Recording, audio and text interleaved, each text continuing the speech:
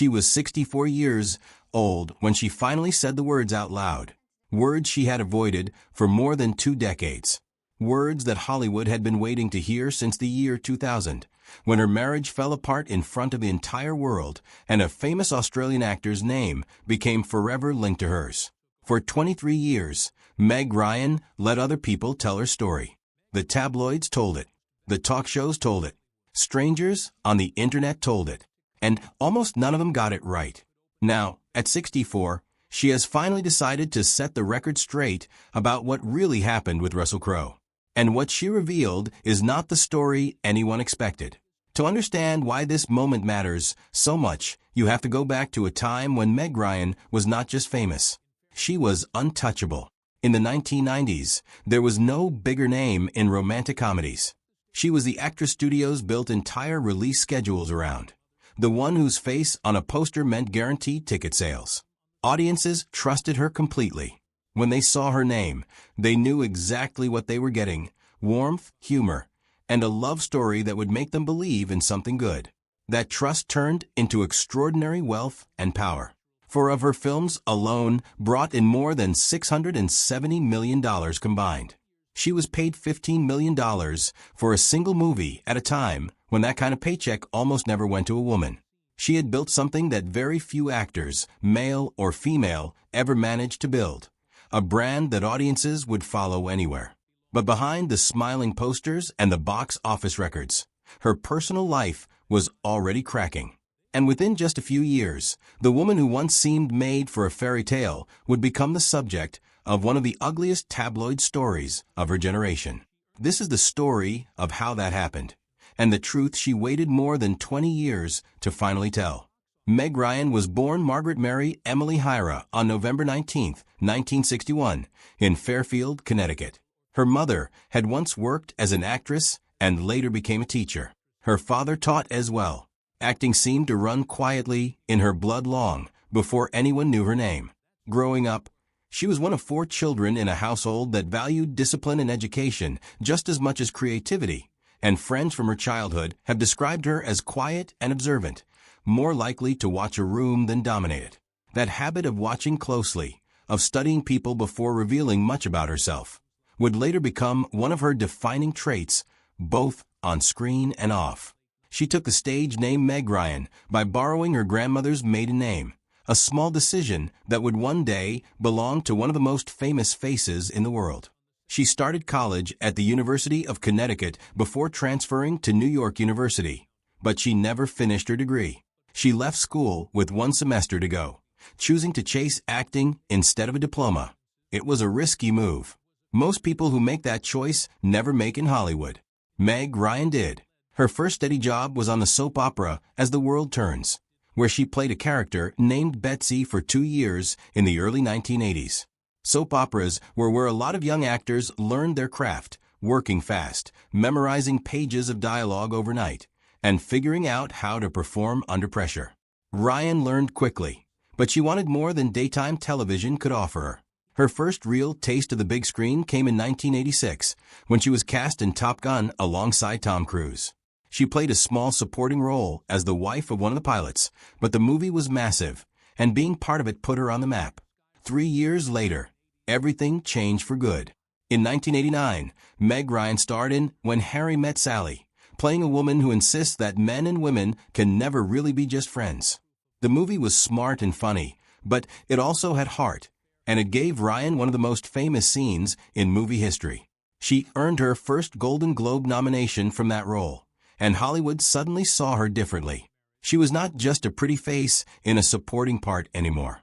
She was a leading lady who could carry a film on her own. The next decade belonged to her almost completely. She starred in one-hit romantic comedy after another, including Sleepless in Seattle, French Kiss, and You Got Mail. 2 of her biggest hits paired her with Tom Hanks, and their chemistry on screen became something audiences couldn't get enough of. Directors who worked with her during this stretch often said the same thing, that she had an unusual gift for making scripted dialogue sound completely unrehearsed, like the words were occurring to her in real time. People didn't just watch her movies. They trusted them. Buying a ticket to a Meg Ryan film felt like a promise that you would leave the theater happier than when you walked in. She didn't want to be boxed in as only the romantic comedy girl, though. In 1994, she took a much darker role in When a Man Loves a Woman, playing a high school counselor struggling with addiction. It was a serious dramatic performance, and it earned her a nomination from the Screen Actors Guild. By 1998, she had 2 more box office hits in the same year, working alongside Nicolas Cage in one and Tom Hanks again in the other. She was everywhere, and nobody in Hollywood was more in demand. By the year 2000, her paychecks reflected just how far she had climbed. She earned $15 million for a thriller called Proof of Life, a number that placed her among the highest-paid actresses in the entire industry. She had built a career on being warm, relatable, and safe.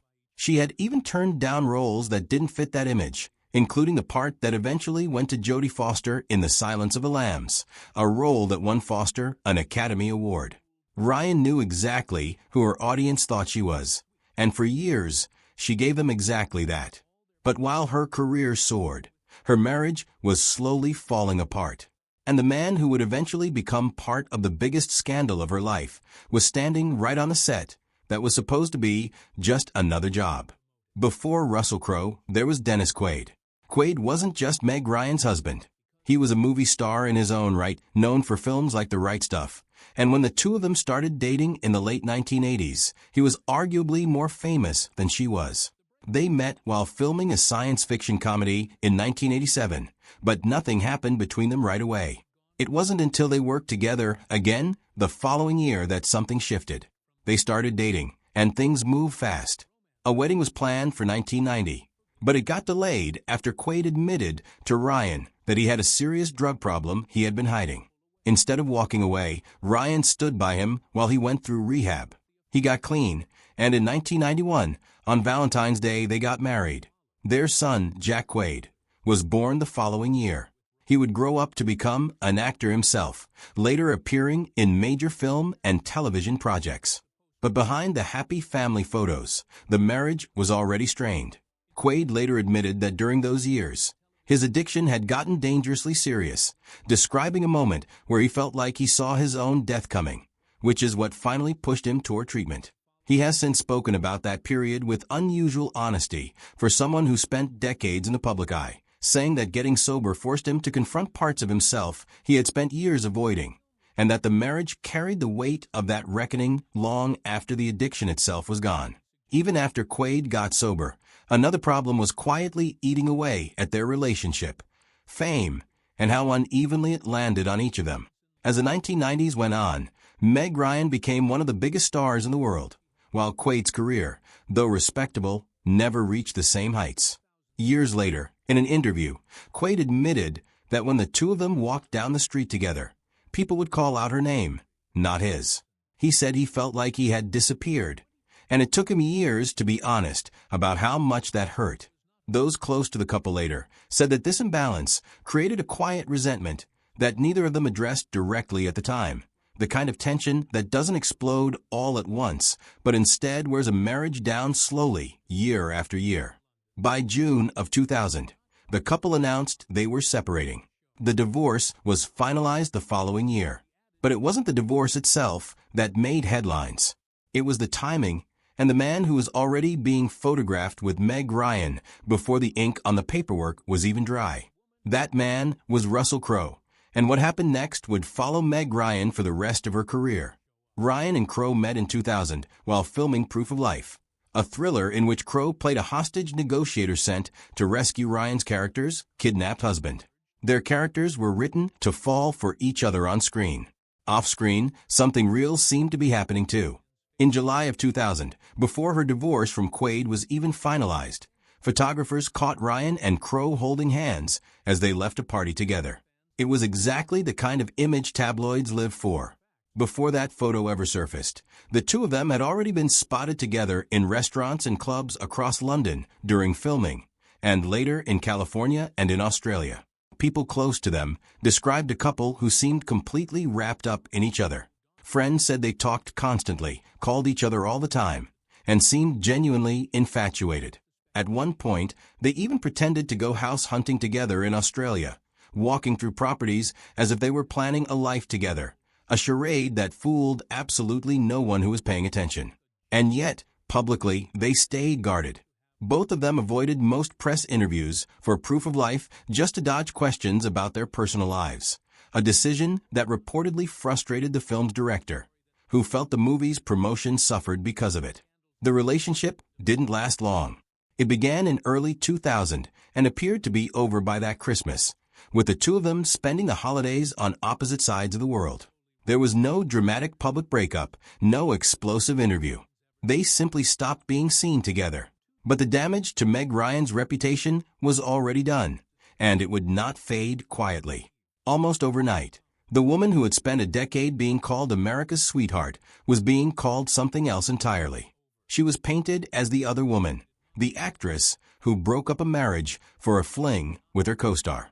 Her wholesome image, the one that had made her worth $15 million a picture, took a hit it never fully recovered from. And Hollywood, an industry that had once lined up to work with her, slowly began to pull away. If that had been the only scandal, it might have faded with time. But it wasn't. In October of 2003, Meg Ryan sat down for a television interview in London with a legendary British host. And what happened during those 17 minutes became one of the most talked about interviews in television history, for all the wrong reasons. She was there to promote a film called In the Cut, a dramatic and sexually charged departure from the kind of movies that had made her famous. The host questioned her aggressively, pushing her on why she would take a role like that, and suggesting her personal struggles had pushed her toward darker choices. Ryan grew visibly uncomfortable on camera. Her answers got shorter and shorter, until she finally asked him to just wrap the interview up. Almost immediately, she was branded as difficult, cold, and rude, and the label followed her for years. Nearly 2 decades later, the host himself admitted publicly that he had handled the interview poorly and that his own anger had gotten the better of him. It was a small, late admission, but it confirmed something Ryan had been saying quietly for years, that she hadn't been the villain everyone assumed she was. Around that same time, her career hit a wall. Her next few films struggled badly at the box office, and Ryan eventually stepped away from Hollywood almost entirely for years. She later admitted she had been burned out, saying she felt disconnected from her own life, like she was watching it happen from behind glass. During that time away, tabloids found something new to obsess over. Photos began circulating showing changes in her face, and speculation about cosmetic surgery followed her into nearly every public appearance she made for the next decade. She never confirmed or denied anything, and she eventually stopped responding to the questions altogether, saying the meanness behind them simply wasn't worth her energy. For years, the public story stayed frozen exactly where the tabloids had left it in 2000. Meg Ryan cheated with Russell Crowe, and it destroyed her marriage and her reputation. That was the headline everyone remembered, but it was not the full truth. And Meg Ryan, now in her 60s, has finally explained what actually happened. According to what she has revealed, her marriage to Dennis Quaid was already broken long before Russell Crowe ever entered the picture. She has since described it as a relationship that had stopped truly working years earlier, one she probably should have walked away from much sooner than she did. In other words, the affair didn't destroy a happy marriage. There was no happy marriage left to destroy. The real story wasn't a betrayal. It was two people staying in something broken until the pressure finally forced them apart, with Russell Crowe simply arriving at the worst possible, most public moment. And rather than describing the scandal as the most painful chapter of her life, Ryan has since called it something else entirely: liberating. She has said that once she was labeled the villain, she stopped caring what strangers thought of her, and that letting go of that need for approval was one of the most freeing things that ever happened to her. She once described walking into a crowded hotel lobby in London and watching the entire room go silent to stare at her, and instead of shrinking under the attention, she started laughing. She realized in that moment that public judgment only has power over you if you let it. As for what actually happened between her and Crowe, people close to the situation say it was far more intense and far shorter than anyone realized. According to friends, Crowe wasn't interested in a fling at all. He reportedly wanted to marry her and start a family, showering her with extravagant gifts that friends described as simply too much, too soon, especially for a woman who had just come out of a difficult divorce. Geography made things even harder. Crowe's life was rooted in Australia, while Ryan's was in Los Angeles, and neither one of them was willing to give up their world for the other. The relationship that had once felt overwhelming and intense quietly burned out under the weight of distance, timing, and two very different sets of priorities. Even after it ended, Crowe has spoken kindly about her over the years, calling her a courageous woman and saying that even though he lost the romance, he never lost the friendship. Since then, both of their lives have moved forward in very different directions. Ryan dated country singer John Mellencamp on and off for years, and the two were even engaged for a short time before quietly calling it off. She later adopted a daughter and has spent much of her recent years focused on philanthropy work and directing her own projects, including a film she wrote, directed, and starred in as she stepped back into the spotlight on her own terms. Russell Crowe, meanwhile, has settled into a long-term relationship and has said publicly that he has no plans to ever get married again, choosing instead to enjoy the peaceful life he has built for himself. More than 2 decades after the tabloids turned her into a headline, Meg Ryan has finally taken the story back into her own hands. Not to defend herself to anyone, but simply to tell the truth as she actually lived it. And at 64, with nothing left to prove and no one left to please, she finally sounds like a woman who is completely at peace with everything that happened.